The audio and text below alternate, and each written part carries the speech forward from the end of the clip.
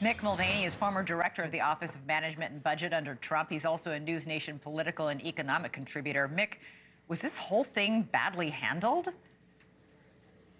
No, I don't think so. I think it's a fascinating first move in an ongoing battle regarding spending. The fact that Carolyn Levitt couldn't be clear about whether or not Medicaid funding was frozen, she was asked 6 times and finally said, "I'll have to get back to you."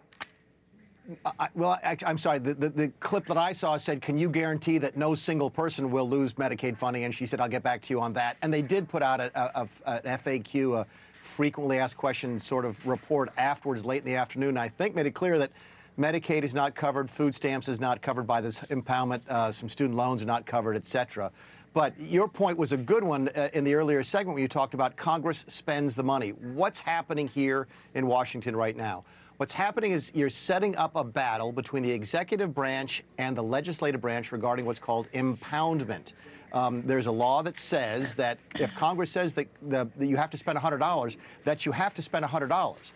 And this administration is taking the position that says, no, we can't spend more than $100. If we want to spend 92, we should be able to do that. And they're trying, I think, to get into the court system to question whether or not the Budget Control and Impoundment Act of 1974, I know that sounds boring, is constitutional or not. This is an institutional battle between the executive branch and the legislative. I think the confusion, though, Mick, came out because Carolyn Levitt and the initial statements from the Trump White House were that any person who gets a government check will not be affected.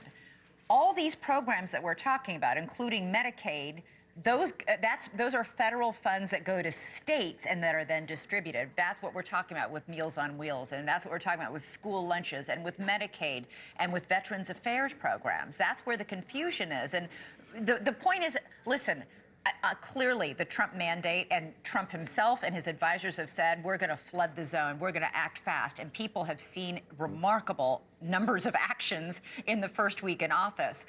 But in this one, it seems like it just created a lot of confusion, and not just with Democratic critics. Listen, if your suggestion is that when you roll out a new program, you should be able to answer every question about it, I think that's probably fair. That confusion isn't good, especially coming from the White House press secretary. You should be able to come out and answer as many questions as directly as you possibly can. I've got a little bit of sympathy when they say, can you guarantee X, Y, and Z? Because that's sort of a loaded question.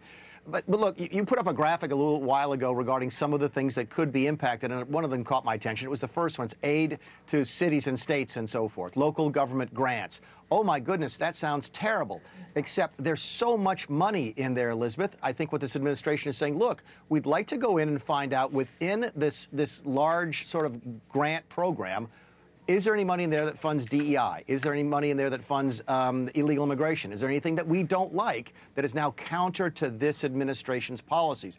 I think that's fair. Does it mean they're going to cut all local grants to counties and towns? Probably not. There'd be an uprising on the Hill. But I think it's not unreasonable to say, look, before money goes out, we want to know where it's going. The example of the millions of dollars that were going to go to the World Health Organization after Trump had pulled out of it, I think, is a good one. But the bottom line is this, and I'm sorry for talking too long. No, you're not. Most people love spending in Washington, D.C. The reason you see Democrats and Republicans alike push back is that they've grown addicted to spending money. And anytime anybody, a president, a budget director, says you should spend less, there's going to be pushback. Yeah, I'm curious, have we heard from Speaker Johnson? Because the Speaker is also the congressman for Louisiana, and his state is among the most dependent on federal funding. More than half of the Louisiana state budget comes from the federal government, taxpayers like you and me. Yeah, and they're not alone. That's why, you know, the aid to states and local government is massive. Are there things in there that run counter to what the Trump administration now stands for? Probably. And what I saw this was an attempt to sort of go through with a fine-tooth comb and find out. But the bottom line is this. I think they got what they wanted with this court order. They want to get into the court system. They want to challenge that Impoundment Act of 1974 because they believe that the executive should have the ability to withhold funds for things that they don't like. Yeah. Everybody wants to cut back. That's why folks love Doge. But, of course, once you start cutting... No, I'm sorry to interrupt, but that's not true.